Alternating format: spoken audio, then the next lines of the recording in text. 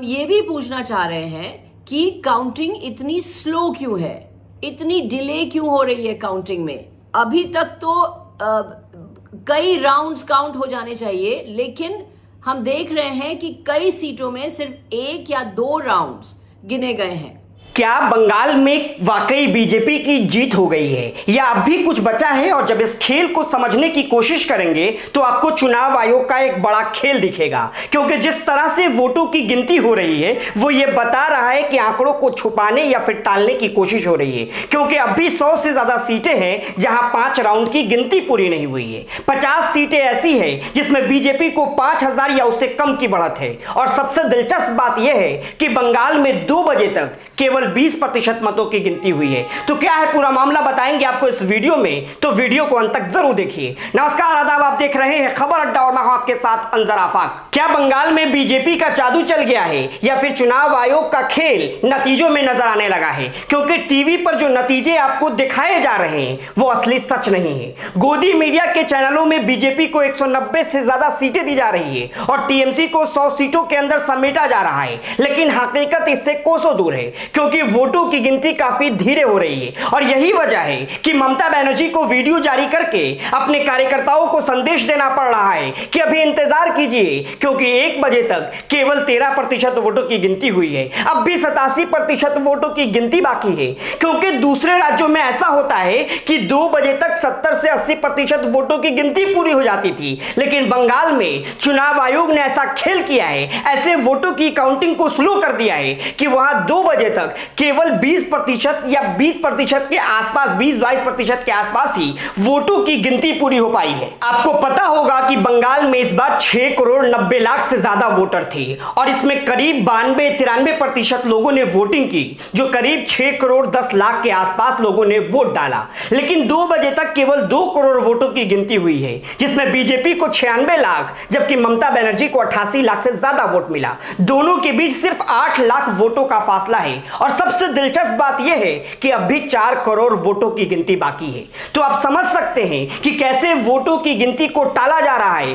Counting को slow किया जा रहा है और गोदी मीडिया के जरिए यह दिखाया जा रहा है कि बीजेपी की सुनामी साफ तौर से दिख रही है, लेकिन कोई यह नहीं बता रहा कि अब भी 4 करोड़ वोटों की गिनती बाकी है। और यही वजह है कि ममता बनर्जी और उनके सांसदों को सामने आकर यह बताना पड़ रहा है कि अब भी 20 से 25% वोटों की गिनती पूरी हुई है और अब भी 70 या 75% से ज्यादा की गिनती बाकी है। और अगर आप सीटों को देखें तो 100 से ज्यादा सीटें ऐसी है जिसमें 5 राउंड से कम की गिनती हुई है, जहां लगभग 20 से 25 राउंड की गिनती होनी है, उसमें सिर्फ 3 से 4 राउंड की गिनती ही पूरी हुई है। और लगभग बीजेपी के पास 50 ऐसी सीटें हैं जिसमें बीजेपी की बढ़त 5000 या उससे कम वोटों की है। दर्जनों ऐसी सीट है जिसमें बीजेपी की बढ़त केवल 1000 या उससे कम वोटों की है। ऐसे में जैसे जैसे गिनती आगे बढ़ेगी वैसे वैसे बीजेपी के आंकड़े कम होते नजर आएंगे। और यही वजह है कि गोदी मीडिया आपको वोटों का आंकड़ा नहीं बता रहा है, आपको टाइमिंग की बात बता रहा है कि जब 2 बजे तक आंकड़ा एक जैसा दिख रहा है तो अब बदलना मुश्किल है।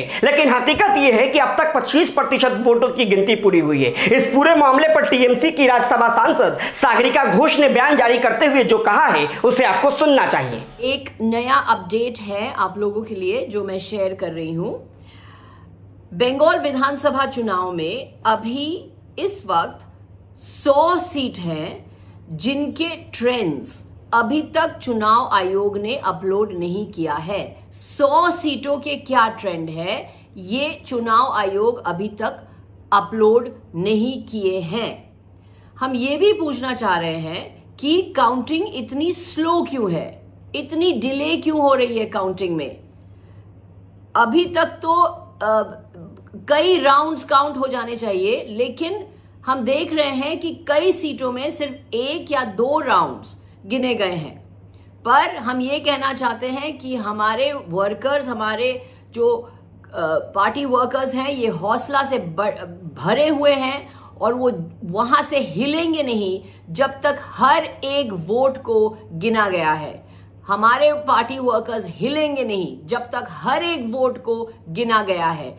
चुनाव आयोग का षड्यंत्र से हम नहीं डरते हैं। हम ये पूछना चाहते हैं कि अभी तक 100 सीटों का ट्रेंड अभी तक चुनाव आयोग ने अपलोड क्यों नहीं किया है बंगाल विधानसभा इलेक्शन में। तो देख रहे हैं वोटों की गिनती के बीच किस तरीके से चुनाव आयोग काम कर रहा है, कैसे वोटों की गिनती को स्लो कर टीएमसी के लोगों का हौसला तोड़ा जा रहा है। चुनाव में इस बात से कोई इनकार नहीं कर सकता कि जिन सीटों पर 1000 या 2000 का मार्जिन होता है उन सीटों पर सरकार बनाने वाली पार्टी को फायदा होता है और बीजेपी इसी का फायदा उठाना चाहती है। और यही वजह है कि उन सारी सीटों में जहां ममता बनर्जी की मजबूत पकड़ है, जहां ममता बनर्जी आगे रहती है, दूसरे चरण में आप देख रहे होंगे 152 सीटों में ममता बनर्जी लगभग 142 या 140 सीटों पर जीत दर्ज की थी। उन सीटों पर काउंटिंग को स्लो कर दिया गया है, जबकि पहले चरण में जहां बीजेपी ने बहुत अच्छा प्रदर्शन किया था वहां काउंटिंग अच्छे तरीके से हो रही है, लगातार कई राउंड्स की काउंटिंग हो चुकी है। लेकिन जिन सीटों पर ममता बनर्जी की बढ़त है,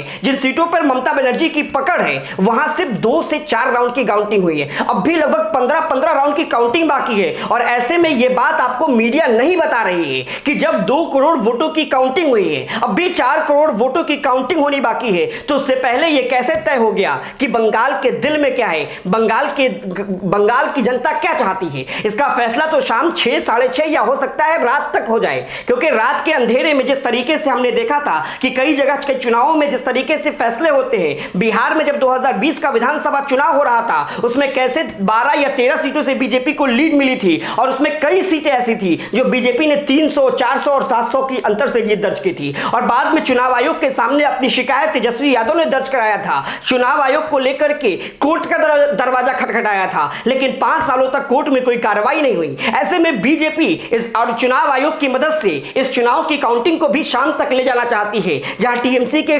जो लोग हैं, जो टीएमसी के काउंटिंग एजेंट है, वो काउंटिंग एजेंट छोड़कर चले जाए, क्योंकि उनका हौसला टूट जाएगा। उनको यह लगेगा कि अब बंगाल में बीजेपी की सरकार बन रही है। ऐसे में वो 15-20 सीटें जिसकी तरफ जाएगी सरकार उसी की बनेगी। तो इस पूरे मामले पर आप क्या सोच रहे हैं हमें कमेंट कर जरूर बताएं। वीडियो पसंद आई हो तो इसे लाइक और शेयर करें, और अगर अभी तक आपने खबर अड्डा को यूट्यूब पर सब्सक्राइब नहीं किया है तो इसे भी कर लीजिए।